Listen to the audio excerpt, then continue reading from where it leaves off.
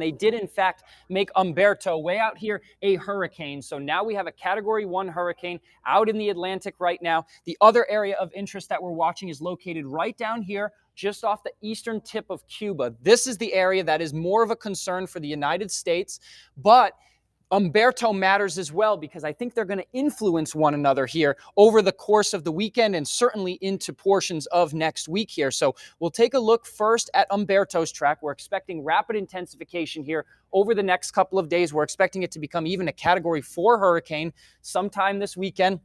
But luckily, this storm should stay well offshore of the United States, passing somewhere between Bermuda and the Outer Banks of North Carolina. But it will still be close enough to the southeast coast where I think it's going to start to influence whatever develops, down in the Bahamas area, which we're expecting to become Imelda. So again, right now, where is our tropical rainstorm? Just off the eastern tip of Cuba, expected to climb to the north here over the next couple of days, bringing very heavy rain to portions of the Turks and Caicos and the Bahamas over the next few days. And then the big question mark is, where does it go from there, right? So there's, I think, two different scenarios that we're really looking for here, one of which would take this Imelda, likely to become Imelda. That's the next name on the list.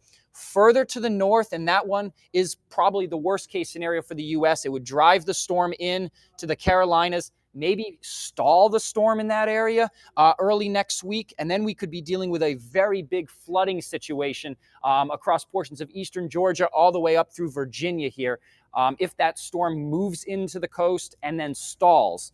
The other potential scenario, and this one would be maybe a little bit better for the United States, is if the storm stalls a little bit further south, and then Humberto is actually able to tug the storm out to sea. So it is certainly possible that future Imelda is still pulled out to sea. And of course, that would be a little bit of a better situation for the United States. But you did mention the Fujiwara effect, and I think we might see a little bit of it early next week with the two storms. Like I said, I think they're going to be influencing one another to a degree. Now, this is a phenomena that takes place when there's two cyclones. They could be tropical or non-tropical within about 850 miles of one another, and they start to do a little bit of a dance together if they get within that distance, kind of like two figure skaters dancing together. They can start to try to rotate around one another, and their paths can become a little more erratic. So we're going to have to watch out for that as well, because if Humberto gets maybe a little bit closer to likely future Imelda, we could get a little bit of a dance going there, and that could help to stall the storm near the coast. And that's, I think, how we could get that more worst case scenario where we see a stall near the coast or on the coast, and then we get a lot of rain. All right. Well, hopefully that will not happen. We'll continue tracking it with Alex De Silva. Thanks so much.